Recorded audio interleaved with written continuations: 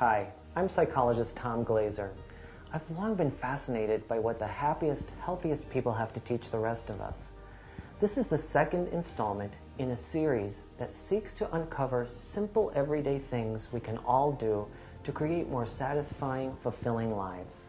In this webisode, we focus on meditation and mindfulness. People are born with a sense of awareness. People are born with a heightened sense of awareness, that they're able to put themselves in that moment and see that moment and be in that moment and live in that moment.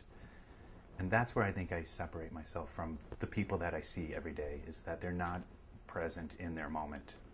Their mind is somewhere else. They are not focused on what is going on at that moment. It takes up off my face. My definition of real happiness is to be in a state of consciousness, to be very aware of the moment and taking it for what it is, and not allowing emotions, whether I'm feeling elated and laughing and smiling, or I'm feeling some sense of sorrow for something and crying, but I allow myself to feel those emotions and just be present. Okay, I love flowers, and things sort of flow in my life.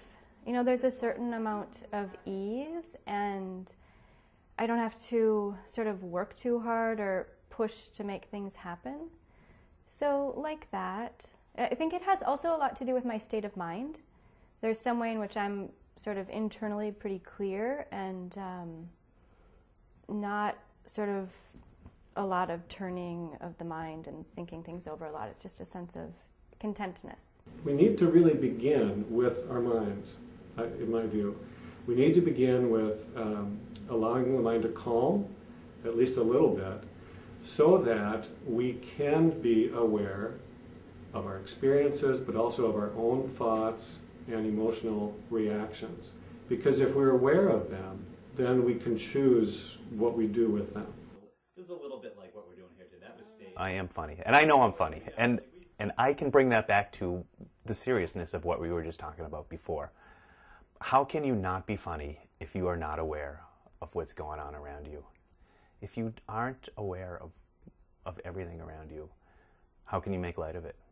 How can you bring it into context and compare it to something else? And the humor is comparing one situation to another situation, even if it's a stretch, and sometimes my jokes are a stretch. I'm fortunate that I have the knowledge that the present moment is a manifestation of everything that came before it. And so if I'm grateful for even one thing in this present moment, I have to be self-accepting of everything that happened prior to me being in that moment. these little containers made it viable. I often ask myself, what feels good? So does it feel good to get sort of irritated with the person at the other stop sign, who I think should be letting me drive? Or does it feel better to like make eye contact and make some motion like, please, you go? Well, the second one. For me, the second one just feels better. And so I just keep making choices in that direction. The ability to cultivate awareness and mindfulness, I think, is really a central question in this topic on joy and happiness. There are some lucky people that are probably born with some greater ability to be present than others, but it really is a skill, and it is something that can be cultivated and developed intentionally, on purpose. And I think that it is very, very helpful to have some kind of a formal practice of mindfulness or of awareness, in the form of meditation, but it doesn't have to be just one type of meditation. I think that what's called mindfulness meditation is a really, really good way to do it. But you could bring mindful awareness into walking, and walking meditation is a really, really good way to go about this for people who have trouble sitting for a long period of time or get distracted. It's nice to have something physical.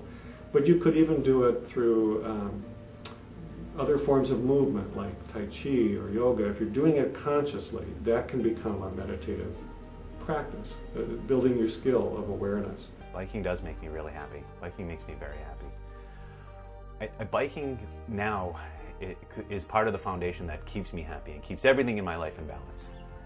I spend a lot of time on the bike. I ride hundreds of miles. I ride a couple hundred miles a week at least.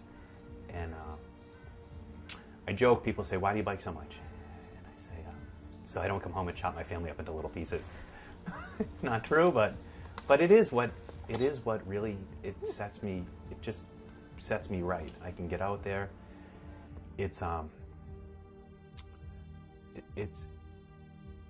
meditative. It comes out of the breath, and it creates a sense of presence, and I meditate on that. And when I'm breathing and when I am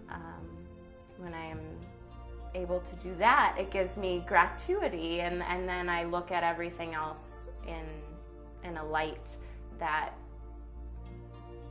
is connected and makes me feel present. So maybe one of the key words around happiness, I would say, is appreciation and gratitude. And really, not only just knowing that, but actually letting myself feel it. I think that's been one of the lovely things in my recent past around cultivating happiness is I've been doing a lot of yoga. So I'm probably in yoga class. I spend 3 to 6 hours a week doing a yoga practice. And part of what I hear one of my very excellent teachers say in class is actually feel this sense of contentment. Feel in your body. Don't just think that. Put your mind where you're in this moment, feeling the positive sensation, basically.